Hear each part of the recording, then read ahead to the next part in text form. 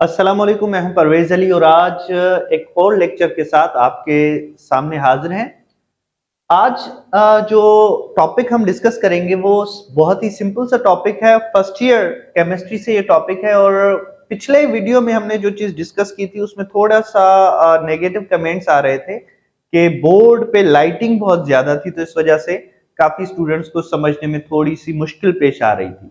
ठीक है, तो इस बार मैंने कोशिश की है कि चीजें क्लियर हों। सबसे पहले हम डिस्कस हमने किया था कैथोड रेज के बारे में। ठीक है, कैथोड रेज किस तरह से फॉर्म होती हैं और उसके अलावा कैथोड रेज क्या है, एक्सपेरिमेंट किस तरह से हुआ, डिस्चार्ज ट्यूब का डिस्चार्ज ट्यूब की जो वर्किंग है वो किस तरह से होती है, कौन कौन से साइंटिस्ट थे जिन्होंने उस पर काम किया था। तो ये सारी चीजें हमने डिस्कस की थी। आज हम डिस्कस करेंगे कि जो कैथोड रेज फॉर्मेशन होती है वो किस तरह से होती है और प्रॉपर्टीज कैथोड रेज की कौन कौन सी हैं। Let's start. इससे पहले अगर आप इस चैनल पे नए हैं तो काइंडली सब्सक्राइब कर दीजिए ताकि आपकी सपोर्ट होगी हमारे साथ और हमारी सपोर्ट होगी। Let's start.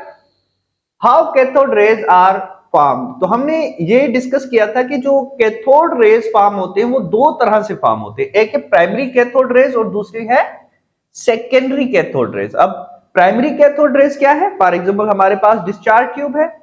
अब डिस्चार्ज ट्यूब को जब हम ऑन करते हैं, जब इलेक्ट्रिसिटी सप्लाई करते हैं, तो क्या होता है कि यहां से नेगेटिव जो इलेक्ट्रोड होता है जिसे हम कहते हैं कैथोड, अब कैथोड से कुछ रेजेस निकलती हैं, उसको हम कहते हैं कैथोड रेज। ठीक है, अब कैथोड रेज जैसे ही यहां से निकलती हैं तो ये यहां से फॉर्मेशन हुई कैथोड रेज की, और दूसरा ये गैसेस एटम यहां पे मौजूद होते हैं। अब गैसेस एटम तो मौजूद होते हैं, कैसे मौजूद होते हैं? जैसे आपको मैंने पहले बताया था कि जब हम कैथोड रेज को एवोकेट करते हैं, उसकी जो गैसेस रिमूव करते हैं, प्रेशर लो करते हैं, लेकिन कुछ मॉलिक्यूल्स ऐसे होते हैं गैसेस के जो मौजूद रहते हैं।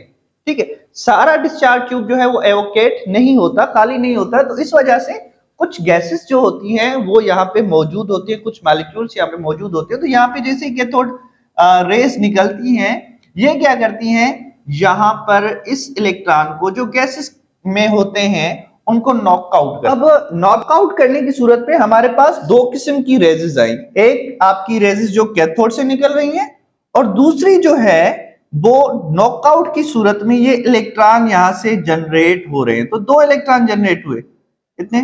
दो। ठीक है, तो ये दोनों रेजेस जो है वो यहां से निकलेंगी और एनोड की तरफ आएंगी। ये एनोड से स्ट्राइक करती हैं या पीछे यहाँ पे स्ट्राइक करती हैं। ठीक है, तो इस तरह से हमारे पास ये रेजेस निकली। अब इन दोनों को हम कहेंगे प्राइमरी कैथोड रेज। ठीक है, कैथोड से जो निकली और उसके अलावा इलेक्ट्रॉन जो नॉकआउट हुए गैसेस से, उनको हम कहेंगे प्राइमरी कैथोड रेज। ठीक है, अब आते हैं secondary cathode rays.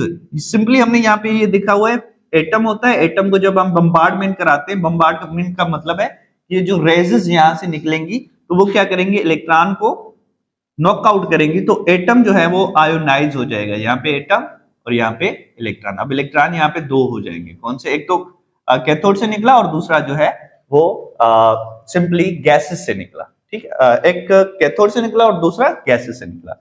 Let's talk about the secondary cathode rays. अब सेकेंडरी कैथोड रेज क्या है? सिंपली हमें पता है कि एटम पे दो किस्म की चार्जेस होती हैं, कौन सी?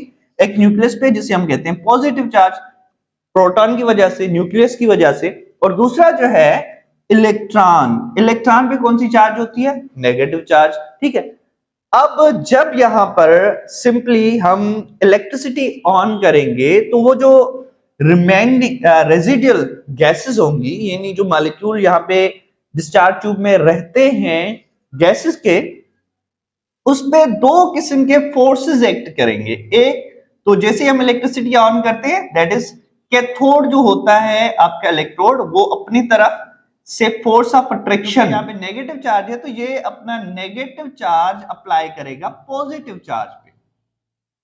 ठीक है, अट्रैक्शन जिसे हम कहते हैं इलेक्ट्रोस्टैटिक फोर्स। ठीक है, तो ये नेगेटिव जो चार्ज है वो अट्रैक्शन होगी न्यूक्लियस पे, और ये हमारे पास जो एनोड है जिसपे पॉजिटिव चार्ज है, ये बेसिकली अट्रैक्ट करेगा इलेक्ट्रॉन पे। बात समझ आ गई? तो ये क्या होगा, जैसे ही हम इलेक्ट्रिसिटी ऑन करते हैं, ये अट्रैक्शन होता है, तो एटम क्या हो जाएगा, स्प्लिट हो जाएगा, टूट जाएगा दो हिस्सों में।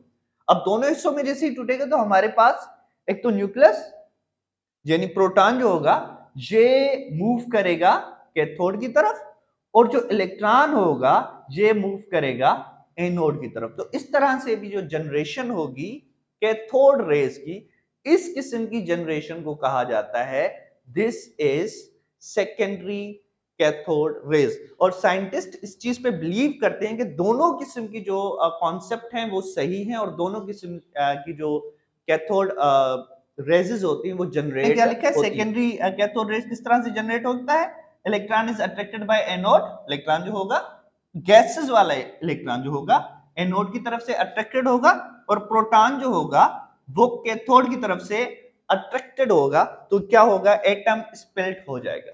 ठीक है, सो अब आते हैं कि हमारे पास डिस्चार्ज ट्यूब था। अब डिस्चार्ज ट्यूब में कौन सी स्टेट ऑफ मैटर होगी, which state of matter is present in discharge tube? ये आमतौर पे क्वेश्चन आता है और एमसीक्यूज टाइप एंट्री टेस्ट वगैरह में या आम एमसीक्यूज में आ जाता है। अब हमारे पास कौन कौन सी स्टेट है डिस्चार्ज ट्यूब में, देखते हैं।